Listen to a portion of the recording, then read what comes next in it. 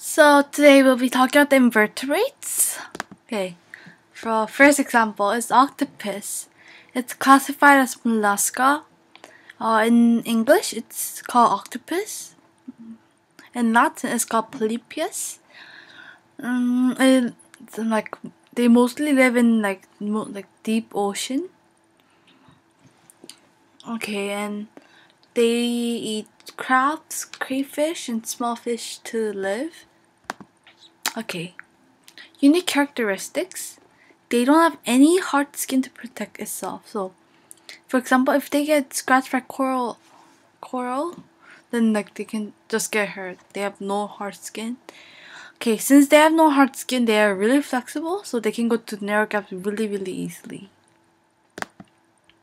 Okay. Brain coral.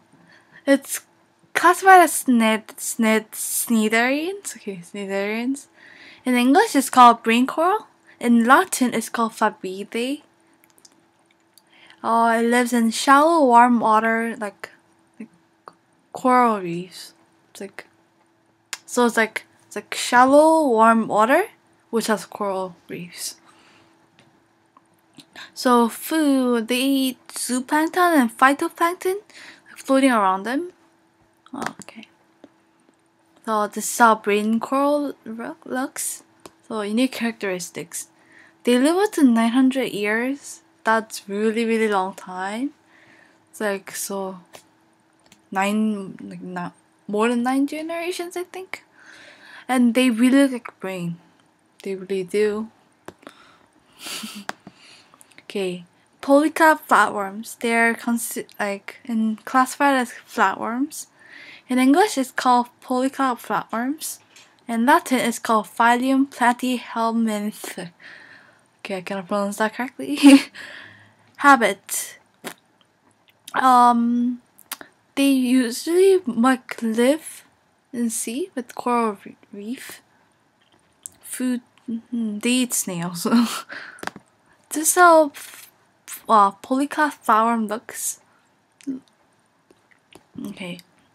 And the characteristics.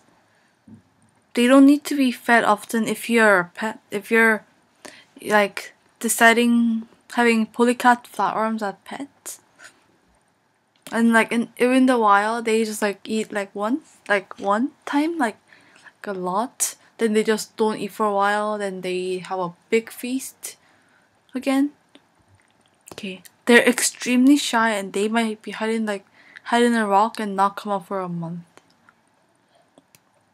So, for example, since they have a big feast, they can just hide in a rock for a month, and after a month, then they can just come out and have a big feast, then go in the rock again.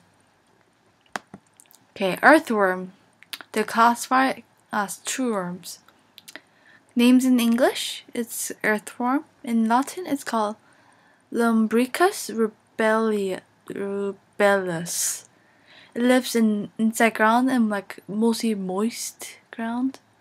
So earthworm, they can go up to 6 feet, 6 feet down, or sometimes 6 meters down into the ground to avoid sunshine and too much water. Okay, they eat algae, fungi, and bacteria to live. This is how earthworm looks in a little bit cut off. Unique characteristics. They are both male and female, but they need another worm to mate. So some other animals, they have both male and female in their their body. So some of them asexual, they can mate by themselves, or sexual, they need another animal to same species to mate. Okay, they can survive in coldness by freezing if the coldness comes slowly. So this is kind of confusing. So in cold weather, they for themselves, it gets colder and colder. They adapt to the weather and they just decide to freeze in some position for time. But if the coldness comes slowly, the degree drops slowly. If the degree just suddenly drop, then they'll just die. Okay, sea urchin. They're classified as echinoderms. In English, it's called sea urchin. In Latin, it's called echinoidea. Habits. They just live all over the ocean floors.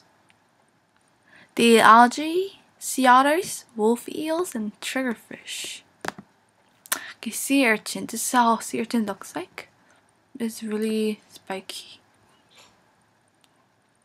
Unique characteristic. It is hard to distinguish male by female. So, like male and female, the only way you can distinguish them is like to see under, like where their mouth is, I guess. So it's like since there's like spiky things all over their body, so it's really hard to see. Ladybug, they're classified as arthropods. In English, they're called ladybugs. In Latin, they're called coccinellids. They live anywhere in the world. Okay, they eat aphids and scale insects, which like it's really helpful for the environment. So okay, so this is how ladybug looks like. This is like what we know as common ladybug, but there's more types of ladybug. Like there's more different looks, unique characteristics. So it is really surprising, but ladybugs are not actually really bugs. So bugs, they're classified because like the common characteristics they share is that they have like sucking cup to suck things in. But ladybug, as you see in around the mouth, they're chewing things, so they're not really bugs. Okay, ladybugs, which are like herbivores, if there's food around them, like most of the time. So, but they turn carnivores if there's no food around them. So, like here, they're not carnivores; they're just eating plants. But yeah. Okay, that is the end of my invertebrate thing.